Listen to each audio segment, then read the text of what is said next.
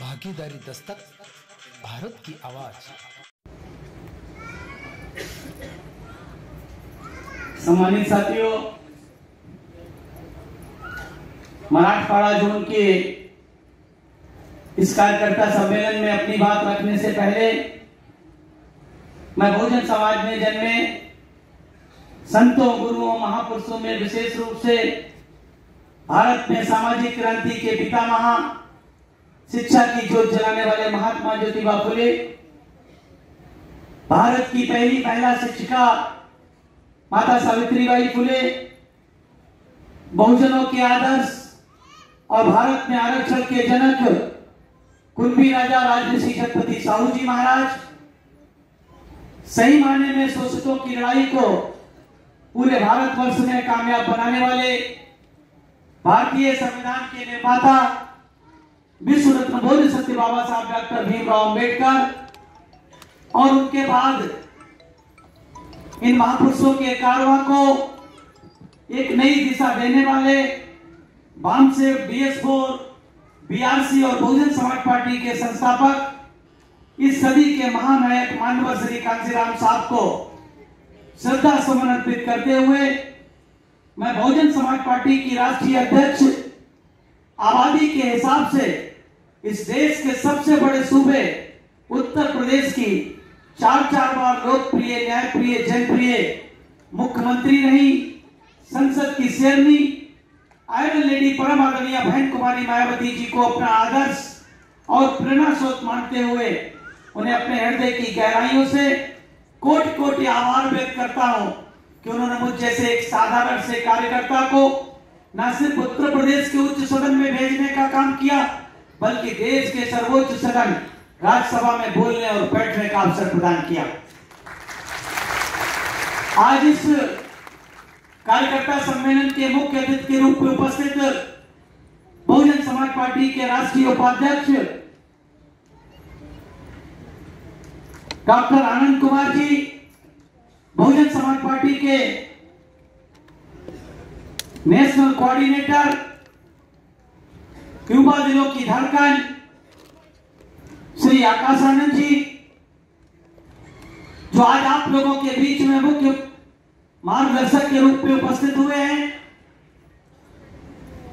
मंचासीन Bahujan Samaj party के केंद्रीय coordinator, युवा साथी श्री नितिन सिंह जी, प्रदेश अध्यक्ष एडवोकेट संदीप ताजने जी, प्रदेश प्रभारी मनीष कामले जी, संचालन कर रहे भाई इस जिले के जिलाध्यक्ष जी और इस सभागार में उपस्थित बड़ी संख्या में हमारी माताएं, बहनें, नौजवान साथियों, आप सबका मैं अपने हृदय की गहराइयों से हार्दिक स्वागत, अभिनंदन और वंदन करता हूं। साथियों, हमारे प्रदेश अध्यक्ष जी ने बहुत ही जोशीले अंदाज में आप लोगों के सामने अपनी बात रखने का काम किया। हमारे युवा केंद्रीय कोऑर्डिनेटर भाई नितिन सिंह जी ने बहुत संक्षेप में अपनी बात को समाप्त करते हुए, अनुशासन का परिचय देते हुए अपनी बात रखने का काम किया। मैं भी साथियों आपके बीच में और आपके मुख्य अतिथि और आपके मुख्य मार्गदर्शक के बीच में बहुत लंबी बाधा नहीं बनूंगा, लेकिन क्योंकि आप लोग काफी दूर से चल के आए हैं, इसलिए कुछ ना कुछ बातें आप लोगों के बीच में मैं जरूर रखना चाहूंगा। क्यों रखना चाहूंगा साथियों?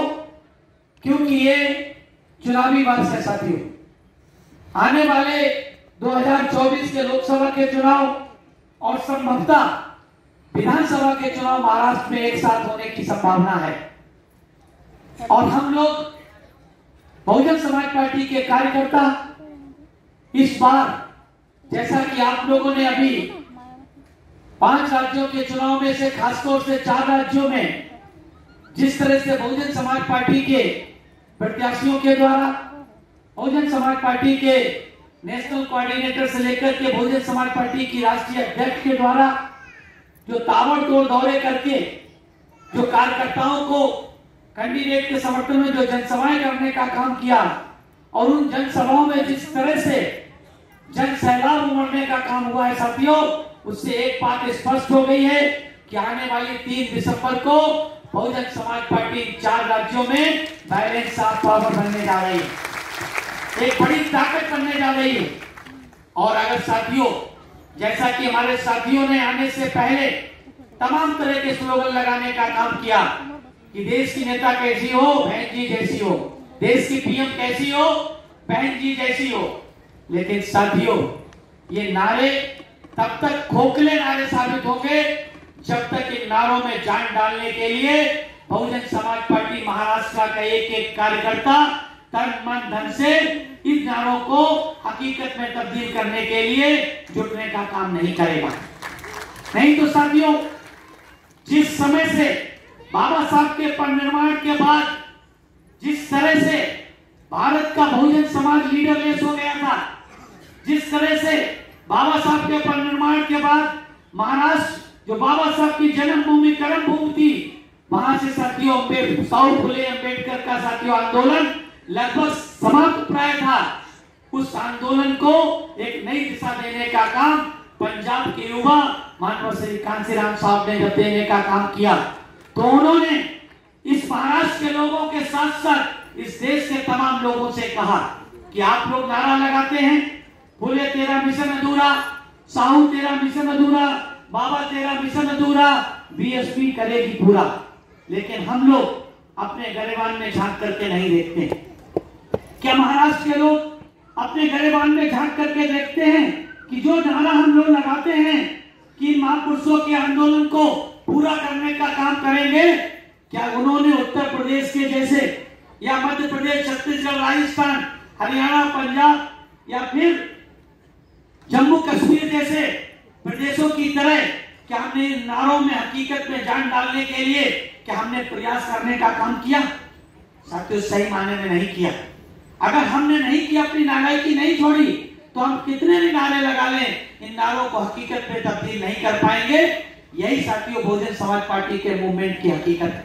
अगर आप लोग सही मायने में इन नारों में जान डालना चाहते हैं तो सबसे पहला काम ये करें जो बहुजन समाज पार्टी की राष्ट्रीय अध्यक्ष आदरणीय बहन जी, जो एकमात्र इस देश की एकमात्र ऐसी नेता है, एकमात्र ऐसी पार्टी बहुजन समाज पार्टी है जो इस देश में फुले साहू अम्बेडकर की विचारधारा पे चलने वाली पार्टी है, एकमात्र ऐसी पार्टी है जो फुले साहू अम्बेडकर की विचारधारा को हकीकत में तब्दील करना चाहती है। तो साथियों, फिर देर किस बात की, कंफ्यूजन किस बात का है, किस बात का साथियों कंफ्यूजन है?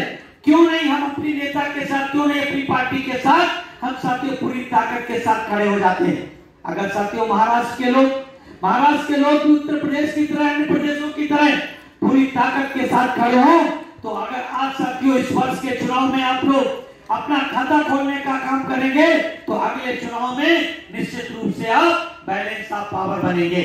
मानव कांसीराम साहब कहा करते थे, हम जब तक हम पॉलिटिकल पावर नहीं बन सकते हैं, जब तक हम पॉलिटिकल पावर को अपने हम तर में कैप्चर करने के लिए ताकत नहीं तैयार कर सकते हैं, तब तक कम से कम हम पॉलिटिकल क्राउड तो बनाने का काम करें, तब तक हमें राजनीतिक शक्ति तो बनाने का काम करें। साथियों, इतिहास इस बात का साक्षी है। ये महाराष्ट्र का वही प्रदेश है जिस प्रदेश के युवाओं ने, जिस प्रदेश के नौजवानों ने बाबा साहब की इसी धरती का, जहां से बाबा साहब ने शिक्षा के क्षेत्र में बड़ा काम किया था, यहीं की यूनिवर्सिटी को, मराठवाड़ा यूनिवर्सिटी में बाबा साहब के नाम को जोड़ने के लिए महाराष्ट्र के लोगों ने जान तक देने का काम किया। और साथियों, इस कांग्रेस पार्टी जो इस प्रदेश में भी सत्ता में थी, केंद्र में भी सत्ता में थी, बाबा साहब के परिनिर्वाण के बाद लगातार सत्ता में रही, लेकिन कांग्रेस पार्टी ने नई यूनिवर्सिटी बनाने की बात तो दूर, मराठवाड़ा यूनिवर्सिटी के नाम में बाबा साहब का नाम तक जोड़ने का काम नहीं किया था। अगर साथियों झूठ बोल रहे हो तो बताने का काम करिए, नहीं किया था। यहां तक कि बाबा साहब के परिनिर्वाण के बाद वर्षों तक जो उन्होंने विधानसभा में पारित कर दिया था मराठवाड़ा यूनिवर्सिटी में नाम परिवर्तन के लिए, उसको भी उन्होंने इंप्लीमेंट करने का काम नहीं किया था। कब इंप्लीमेंट करने की सोची? कब इंप्लीमेंट करने की सोची? जब मानव श्री कांसीराम साहब ने इसी महाराष्ट्र की धरती से 1971 में आरपीआई और कांग्रेस के बीच हुए समझौते से सबक लेकर के महाराष्ट्र से जाकर के उस सूखे पड़े आरपीआई के सूखे पड़े पौधे को सींचने के लिए बहुजन समाज पार्टी के रूप में तैयार करने का काम उत्तर प्रदेश में किया। और 1984 के दिसंबर 1984 के अंत में श्रीमती इंदिरा गांधी की हत्या के बाद जो साथियों जो पार्टी 14 अप्रैल 1984 को बनी थी, उस कमिटमेंट के साथ बनी थी कि वोट हमारा राज तुम्हारा, नहीं चलेगा नहीं चलेगा, जितनी जिसकी संख्या भारी उतनी उसकी हिस्सेदारी, जो बहुजन की बात करेगा वो दिल्ली पर राज करेगा, मंडल आयोग लागू करो वरना कुर्सी खाली करो, वोट से लेंगे सीएम पीएम, आरक्षण से लेंगे एसपीडीएम। जब इन नारों के साथ बहुजन समाज पार्टी बनाई थी और चंद महीनों के बाद ही श्रीमती इंदिरा गांधी जी की हत्या के बाद जो कम समय में पूरे 5 साल से पहले ही लोकसभा के चुनाव हुए, तो जब चुनाव हुए तो बहुजन समाज पार्टी इसी हाथी चुनाव निशान को मान करके चुनाव लड़ने का काम किया, इसी हाथी चुनाव निशान को मान करके चुनाव लड़ने का काम किया और लगभग 300 सीटों पर पूरे देश में बहुजन समाज पार्टी चुनाव लड़ी। आदरणीय बहन जी कैराना से चुनाव लड़ी, 44,443 वोट पाकर के देश में सबसे ज्यादा बीएसपी में कैंडिडेटों में वोट लेने का काम किया। माननीय श्री कांसी राम साहब मध्य प्रदेश के जांजगीर से चुनाव लड़े, 36,000 कुछ वोट लेके सबसे ज्यादा दूसरे नंबर पर वोट लेने वाले रहे और टोटल लगभग 10 लाख वोट पाए। जबकि उसी समय सबसे बड़ी आरपीआई खोबरा लाल गुट ने मात्र 1 लाख कुछ हजार वोट लेने का काम किया, जबकि 8 महीने की बहुजन समाज पार्टी ने 10 लाख से ज्यादा वोट लेने का काम किया। तो जो नारे माननीय कांसीराम साहब ने, आदरणीय बहन जी ने 14 अप्रैल 1984 को लगाने का काम किया था कि अब भोजन की बारी है, 21वीं सदी हमारी है, जो भोजन की बात करेगा वो दिल्ली पर राज करेगा, उन नारों में जान डालने के लिए माननीय श्री कांसीराम साहब ने, आदरणीय बहन जी ने कड़ा संघर्ष करने का काम किया और मात्र 5 साल के अंदर ही 84 के चुनाव के बाद 89 में चुनाव हुए। 89 में चुनाव होते ही 3 मेंबर ऑफ पार्लियामेंट चुनकर के बीएसपी आई और 13 विधायक जीत करके बहन जी ने बीपी सिंह की सरकार को घुटने टेकने पे मजबूर कर दिया। मंडल कमीशन के साथ साथ बाबा साहब को भारत रत्न दिलाने के लिए मजबूर कर दिया। साथियों, बाबा साहब का परिनिर्वाण हुआ और 1990 तक साथियों किसी भी राजनीतिक पार्टी ने बाबा साहब को भारत रत्न देने का काम नहीं किया। कब देने का काम किया? जब बहुजन समाज पार्टी ने बाबा साहब की उस बात को ध्यान में रखते हुए कि political power is master key with which we can open any lock, either social, economical और कल्चरल लॉक। साथियों, उस तहत जब उस मास्टर की तरफ बहुजन समाज पार्टी ने अपना हाथ बढ़ाना शुरू किया तो मजबूरी में बीपी सिंह की सरकार ने न सिर्फ बाबा साहब को भारत रत्न देने का काम किया, बल्कि जो डिमांड इस देश में सबसे पहली बार मंडल आयोग लागू करो वरना कुर्सी खाली करो का नारा देने वाली बहुजन समाज पार्टी ने लगाने का काम किया था। और उस मंडल कमीशन की रिपोर्ट को किसी के कहने पर नहीं, सिर्फ 3 मेंबर ऑफ पार्लियामेंट के दम पर, क्योंकि वो चाहते थे कि बहन जी कोई मंत्रालय ले लें और पार्लियामेंट में चुपचाप बैठे रहे, चुपचाप बैठी रहे। लेकिन बहन जी ने कहा कि मुझे मंत्रालय नहीं चाहिए, हम मंत्री बनना चाहेंगे तो अपने दम पर बनेंगे। और वो बहन जी ने करके दिखाने का काम किया। मंत्री नहीं बनी बहन जी, देश के सबसे बड़े सूबे उत्तर प्रदेश की सीधे सीधे मुख्यमंत्री बनने का काम किया। और साथियों, जब भारतीय जनता पार्टी ने साहब को राष्ट्रपति बनाने की बात की, बहन जी को राष्ट्रपति बनाने की पेशकश की, तो जैसे साहब ने कहा था कि मुझे राष्ट्रपति रबर स्टाम्प नहीं बनना है, मुझे इस देश का शासक बनना है, कि मुझे इस देश के बहुजन समाज को हुक्मरान समाज बनाना है, मुझे प्रधानमंत्री बनना है। तो मैं साथियों आपको बताना चाहता हूं कि बहन जी केंद्र में कोई मंत्री या कोई और पद नहीं लेना चाहती हैं। बहन जी उत्तर प्रदेश देश के सबसे बड़े सूबे मुख्यमंत्री से सीधे प्रधानमंत्री की कुर्सी संभालने का काम करेंगे। साथियों, ये काम कैसे संभव हुआ? साथियों, रात दिन की मेहनत के बाद संभव हुआ, रात दिन की मेहनत के बाद। क्योंकि साथियों, आज हम अपने राष्ट्रीय उपाध्यक्ष माननीय डॉक्टर आनंद जी के साथ डिस्कस कर रहे थे कि आखिर बीएसपी और अन्य पार्टियों में अंतर क्या है, बीएसपी के सांसदों में और अन्य सांसदों में क्या अंतर है। तो माननीय उपाध्यक्ष जी ने एक बहुत अच्छी बात कही, मैं आपको वो बताना चाहता हूँ, शेयर करना चाहता हूँ। क्यों वो बात आई?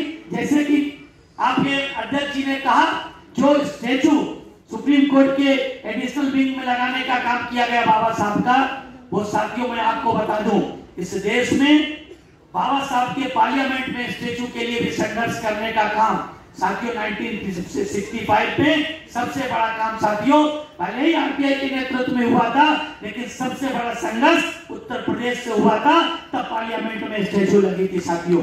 और इस बार भी साथियों जो एडिशनल विंग में स्टैचू लगाने की बात आई थी, तो साथियों ऐसा नहीं है कि सुप्रीम कोर्ट के वकील उसमें महाराष्ट्र के नहीं थे, पूरे देश के सुप्रीम कोर्ट के वकीलों ने जो पार्लियामेंट में मेंबर ऑफ पार्लियामेंट बैठे हुए एससी एसटी के जो 131 मेंबर ऑफ पार्लियामेंट में जो बैठते हैं एससी एसटी के, हमारे राष्ट्रीय उपाध्यक्ष जी ने बताया कि यही अंतर है जो पार्लियामेंट लोकसभा में जो 131 मेंबर ऑफ पार्लियामेंट बैठते हैं, उनमें जो बीएसपी को छोड़ करके अन्य पार्टियों के सांसद जो बैठते हैं, वो वहां पर सांसद उनके नहीं होते हैं, बल्कि उन पार्टियों के सांसद होते हैं जिन पार्टियों से चुन करके आते हैं। इसलिए वो वहां कैसे बैठते हैं, डीप और डम, गूंगे और बहरे की तरह बैठते हैं। यही कारण था जब सुप्रीम कोर्ट के कुछ वकील माननीय ढाबले जी मंत्री जी के पास गए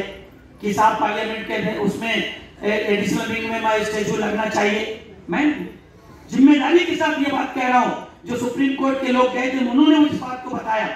जब वो तमाम एमपीज के पास घूम फिर करके आए, लौट के जब मेरे पास किसी बताया भाई एक सांसद है अशोक सिद्धार्थ, उनके पास जाइए, मेरे पास आए तो मैंने कहा ठीक है मैं कल आपको जवाब दूंगा। आदरणीय बहन जी से मैंने पूछा तो बहन जी ने कहा कि बिल्कुल ऐसा करना चाहिए। बहन जी के निर्देश पे साथियों मैंने प्रयास किया। मैं नहीं कहता हूं कि साथियों मेरे अकेले प्रयास से वो हुआ, लेकिन एक बात जरूर है कि साथियों वो स्टोरी आपको याद रखना चाहिए कि जंगल में जब आग लगी थी तो वहीं पर बंदर और तमाम जानवर उस लगी आग को तमाशा देखने का काम कर रहे थे, और एक चिड़िया अपनी चोंच से 2 बूंद पानी ला करके उस आग को बुझाने की प्रयास कर रही थी। तो बंदर उसको मजाक बनाते हुए बोला कि भाई तुम्हारे 2 बूंद से क्या होगा, फड़फड़ा के जल के मर जाओगी। तो उसने कहा मर जाऊंगी तो कोई बात नहीं, लेकिन जिस दिन इस जंगल की आग का इतिहास लिखा जाएगा तो तुम्हारा नाम तमाशा देखने वालों में होगा, मेरा नाम बुझाने वालों में होगा। ऐसे ही साथियों उन 131 सांसद जो बैठे थे उनमें बीएसपी के सांसद को छोड़ करके किसी ने भी साथियों उस पार्लियामेंट उस सुप्रीम कोर्ट की एडिशनल विंग में स्टैचू लगाने के लिए प्रयास करने का काम नहीं किया।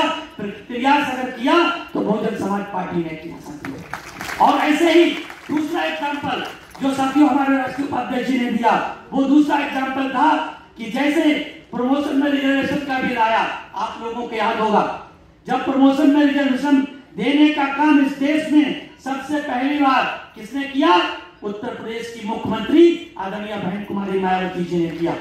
जो नायब तहसीलदार था सीधा साथियों डिप्टी कलेक्टर बन गया, जो जूनियर इंजीनियर था सीधा एक्सीएम बन गया, जो साथियों क्लर्क था वो साथियों अपने ऑफिस का सुपरिटेंडेंट बन गया, जो तहसीलदार था साथियों सीधा एडीएम बन गया, जो एसडीएम था साथियों वो कलेक्टर तक की स्थिति में पहुंच गया। कहने का मतलब साथियों ये है लाखों की संख्या में कर्मचारी अधिकारी उत्तर प्रदेश में प्रमोशन में रिजर्वेशन की उच्चियों के कारण जो बहन जी ने 2007 से 12 की सरकार में सरकार बनते ही 7 का लाभ देकर के लोगों को प्रमोट करने का काम किया था, लाखों लोगों को लाभ देने का काम किया था।